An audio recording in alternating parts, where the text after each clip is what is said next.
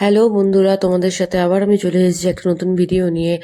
তো আজকে অফিস থেকে বেরিয়ে আমি আরও চলে আসলাম মাছ বাজারে। অনেক দিন ধরে গলদা চিংড়ি খাওয়ার ইচ্ছা ছিল, কিন্তু হয়ে উঠছিল না। তো সেজন্য এখানে আজকে গলদা চিংড়ি আর এই কাতল মাছের মাথা এটা কেটে নিয়ে তারপর সবজি বাজারে গিয়ে কয়েকটা বাজার, যেমন ওই টমেটো, বেগুন, ফুলকপি এইসব নিয়ে তারপর বাড়ির জন্য রওনা দিলাম।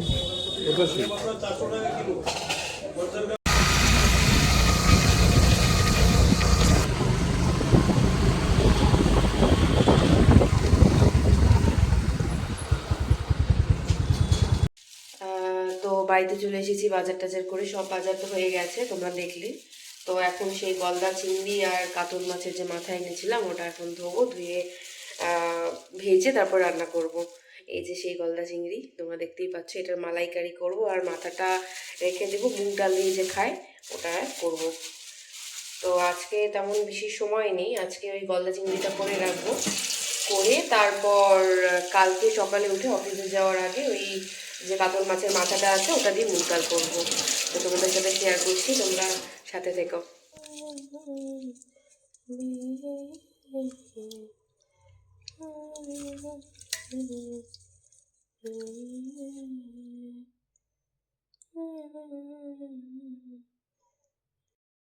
তো লবণ হলুদ দিয়ে এই যে আমি মেখে নিয়েছি গলদা চিংড়িটা, আর যে কাতল মাছের মাথাটা আনছিলাম এটাও মেখে নিয়েছি। এবার ভাজবো, কড়াইতে তেল গরম করতে বসিয়ে দিয়েছি। এবার এগুলো ভেজে নিয়ে তারপর করবো। তো যারা আমার ভিডিও দেখছো তারাও বলো যে মানে গলদা চিংড়ির কোন রেসিপিটা তোমাদের ভালো লাগে। আমার যেমন গলদা চিংড়ির মালাইকারিতেই ভালো লাগে, আর আমার যে উনি আছে তো তারও মালাইকারিটাই পছন্দের জন্য এটাই করি। তো সেরকম কোনো মানে যখন চিংড়ি আনা হয় তখন অন্য কিছু মানে করা হয় না, তখন এই আহ, মালাইকারিটাই করা হয়। হ্যাঁ, যখন ছোট কোনো কুচো চিংড়ি আনে তখন মানে একটা বাটা থাকে, ওই বাটাটা করি, বা অন্য যেসব হয় সেগুলো করি। তো আজকে অনেক দিন ধরেই ভাবছিলাম যে এই রেসিপিটা করব, তো হয়ে উঠছিল না। এর জন্য আজকে অফিস থেকে বের হয়ে দুজনে মিলে বাজার করে এনে এখন করব। আগে হচ্ছে ওই কাতল মাছের মাথাটা ভেজে নিচ্ছি সাদা তেলে, পরে তেল মানে পাল্টিয়ে ওটা মানে যেটা গলদা চিংড়িটা যে করবো মালাইকারি, ওটা হচ্ছে মাস্টার্ড অয়েলে করবো। তো সেই জন্য আগে মাথাটা বসিয়ে দিয়েছি। এই যে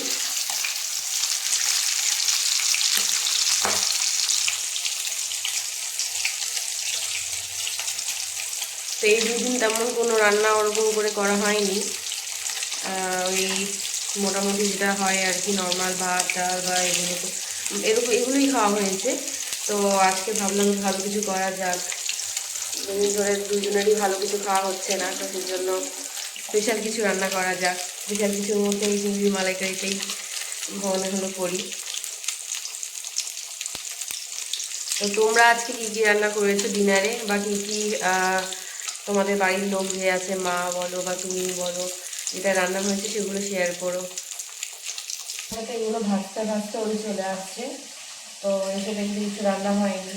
যাই হোক, ভালোই হলো, ও এখন এসে আমার কিছু সাহায্য করবে রান্না করতে। তো ঠিক আছে, কোনো অসুবিধা নেই। মোটামুটি 9:30 তো বেজেই গেছে, একটু লেট হয়ে গেল।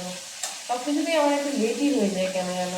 মানে আমি তোমাদের বলছি, ধরো আমি কোথাও মানে আমার নর্মালি এর আগে যে জবে মানে কাজ করতাম যেখানে 9:30 টাইম ছিল, তো 9:30 মনে হয় খুব ম্যাক্সিমাম আমি কমই পৌঁছাতে পারতাম, ঠিক আছে। তো সেটা 10:30টা 10টা বা 10:15 এরকম হয়, ঠিক আছে। মানে 9:30টার মধ্যে খুব কম দিন পৌঁছাতে পারছি। তো এখন যে মানে যে জবটাতে মানে আমি জয়েন করেছি সেটা হচ্ছে টাইম 10:30, 10:30 থেকে। তো এখানেও আমার মানে 5 মিনিট হলেও লেট হবে, মানে এটা আমি একদমই ঠিক করতে পারি না। মানে আমার যেটা মানে টাইম, সেটাতে আমি কখনো কোনো কিছু মনে উঠতে পারি না। আমি জানি না কেন এটা হয়েই যায়, যতই চেষ্টা করি না কেন হয়ে যায়। অ্যালার্ম লাগানো থাকে, সব কিছু লাগানো থাকে, ঠিক আছে, তবুও আমার লেট হয়ে যায়। তো এই যে উনি চলে আসছে, ঠিক আছে, আমার রান্না হয়নি। আমি জানি না এখন কি বলবে, তুমি আমার এখন হেল্প করবা, বুঝছো। আমার এটা কেমন করে ভাজছো তো? হ্যাঁ একটু লেজি হয়ে গেল। তো এটা ভাজবো, আমাকে হেল্প করবো একটু। ভাবলাম যে আমি যাই হচ্ছে গন্ধটা পাবো মালাইকারি। মালাইকারি। হ্যাঁ কিন্তু হয়নি, হয়ে যাবে তাড়াতাড়ি, বেশিক্ষণ তো লাগবে না, এটা ভাজবো তারপরে হয়ে যাবে, তারপর একসাথে খাবো, ঠিক আছে? এই যে আসছে উনি, দেখো সবাই ভিডিওতে আসতে লজ্জা পাই যে বন্ধ করে দিতে যাচ্ছে, ঠিক এই দেখো আমার অবস্থা, কি বলবো। না না, যেটা ভাবছো তোমরা সেটা না। আমার চোখে এত জল আসার কারণ এই যে যখনই আমি কাটি এই যে আমার চোখের অবস্থা, এত চোখ জলে কি বলবো। যাই হোক, তো সব কিছু কাটা আমার রেডি হয়ে গেছে, এখন রান্না করার পালা। আমার খুব খিদে পেয়ে গেছে কিন্তু এখনো রান্না হয়নি। উফ।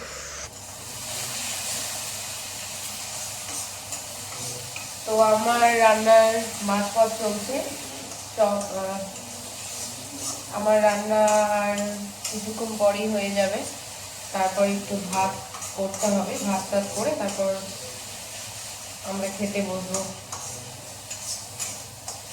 প্রায় 11টা বাজতে চললো এখন। আমাদের ওই মাঝে মাঝে 12টা 12:30 হয়েই যায় খেতে খেতে। মশলাগুলো এখন কষাচ্ছি, সব কিছু দিয়ে দিয়েছি, পেঁয়াজ টমেটো যা যা লাগে, মশলাপাতি সব দেওয়া হয়ে গেছে। এখন মাছটা দেবো, মাছটা তারপরে এই দুধটা ঢেলে দিয়ে ঢেকে দেবো, ব্যাস হয়ে যাবে।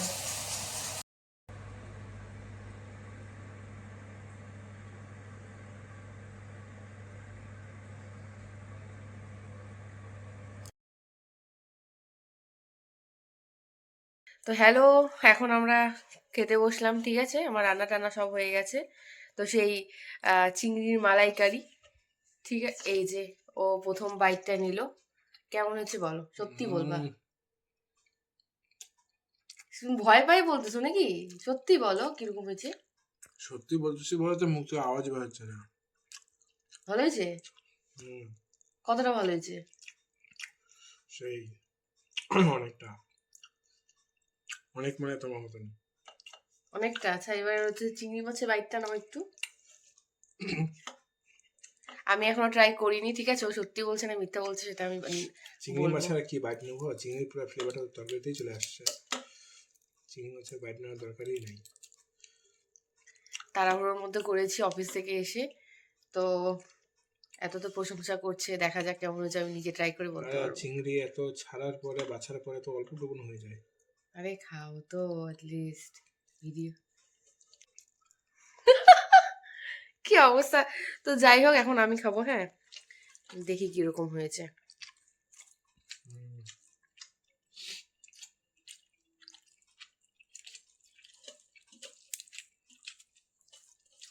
আমি বিয়ের আগে কোনো দিনও তেমন রান্না করিনি, ঠিক আছে? কোনো দিনও না, একদিন হয়তো ম্যাগি ট্যাগি করতাম এরকম। আমি যে আমি ওরকম রান্না করতাম না, হঠাৎ একদমই হঠাৎ করতাম। তো আমি ভাবতে পারিনি যে আমি এত সুন্দর, মানে আমি নিজেরই প্রশংসা করছি, আমি ভালোই রান্না করি বিয়ের পর। রান্না করতে না মানে মায়ের খাওয়া কিন্তু তুমি বলেছি। তো আমি এখন যেটা রান্না করি, মাঝে মাঝে বাড়িতে যখন যাই, মানে আমার বাবার বাড়িতে, তখন রান্না করি, বাবাও নিজে প্রশংসা করে আমার। তো যাই হোক, ট্রাই করা যাক।